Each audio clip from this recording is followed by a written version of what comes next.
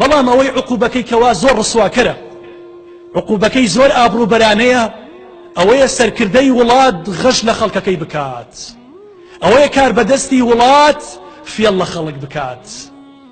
ئیتر هەر لە قاوێکەوە قایمقامێکەوە بیگرێت تا ئەگاتە سەرۆکی وڵات، سەرۆکی حکوومەت. ئەو کەسەی کار بەدەستی ئەزانم نایی بۆ جومعە، ئەزانم پێت ناکرێت، بەڵام ڕوبەما لەم مایکەوە لە دوای ئەم وتارەوە گوێت لەمەی من بێت، موژدەت لێ بێت. پێغەمبەری خوا صلی الله عليه وسلم ئەفەرمێ ما من عبد، ئیتر هەر کەسێکە عەرەبە کوردە فارسە کێشە نییە، ما من عبد يسترعيه الله رعية، هەر بەندەیە خوای پەروەردگار کورسێکی با بێتەوە لەسەری دانیشێت، قەڵەمێکی داتیە و بنووسێ و ئیمزا بکە و تەوقیع بکات، ڕوتبە و ڕاتبی تۆ بەرزەوە بکات، تۆ خانە نشین بکات. يموت يوم يموت وهو غاش لرعيته إلا حرم الله عليه الجنة.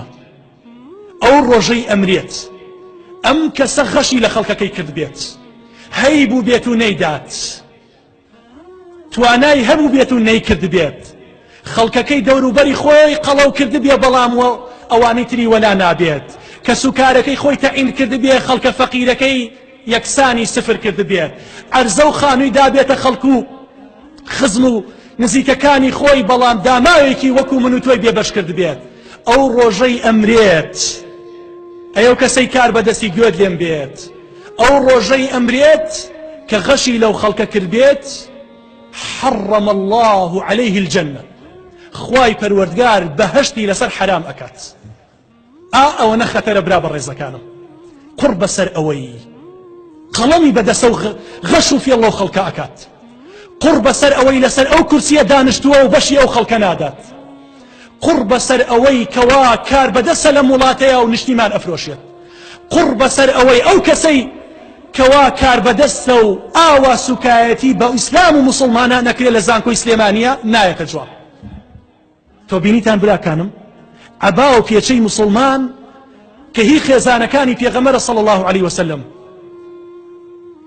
لە پەیمانگا ناشرینەکەی سلێمانی لێ ئەیسوتێنن، کەسش قسە ناکات.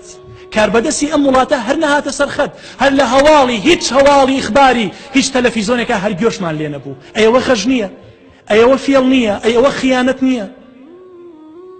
بۆ بزانم مەلاش دێتە جواب، مەلاکانش نایەنە جواب. ئێوەش ئەڵێن با لێی گەڕین سەتریکەین، من ستر مسلما ستره الله يوم القيامة. خۆ مسلمان نییە، ئەو مسلمان نییە و هەتووە عەباکەی خێزانەکەت ئەسووتێنێت. تخوا ئێمە ڕۆژێ پانتۆڵمان سووتان، ئێمە ڕۆژێ سێچارەکەکان ئەوان هێنامان و بیستێنی لە بەرچاوی خەڵک، هەر ئێمەی مەزڵوم، هەر ئێمەی ستەم لێکراو، ئێمە تەنها خوامان هەیە، کەسمان نییە. ئەمە لە توانایی بێتوانایی مسلمانانە ئاوا زەلیل بووینە، لە بێتوانایی مسلمانانە ئاوا ئێستا قودس ئەدرێ بە جوولەکە و کەسیش قسە ناکات. من ئەزانم برام حکومەتی هەرێم ناتوانێت قسە بکات، چونکە ئەو ڕاتبی خەڵکەکەی پێ نادرێت. بەخوا مەعزورە، بڵام مەعزورە، بەڵام خۆ خەلیج و مەلیکەکانی سعودیە و ئیمارات و خەلیج و ئەمانە مەعزور نین. هەر هیچ نەبێکا کە سەفارەتی ئەمریکا لە وڵاتەکەت دەرکە. تۆ قودس کە یەکەم قیبلەی مسلمانان بووە، ئێستا ئەدرێت بە جوولەکە یاری بە مسلمان ئەکرێت لە ناو فەڵەستینە. هیچ نەبێ هەڵوێستێکە بێ براکەم، ئەمە جۆرێکە لە غەش، ئەمە جۆرێکە لە غەش، بەڵام ئێمە هەستی پێ ناکەین. ئەوە کەسی خوێنەوار و قەڵەم بەدەست هەستی پێکات، ئەو کەسیە ئینتیمای ئیسلام بوونی بۆ بگەڕێتەوە هەستی پێکات. زۆر بەداخەو براکانم، ئێمە بەس ئەوە ناتوانین بڵین ولا حول لنا ولا قوة إلا بالله، إنا لله وإنا إليه راجعون.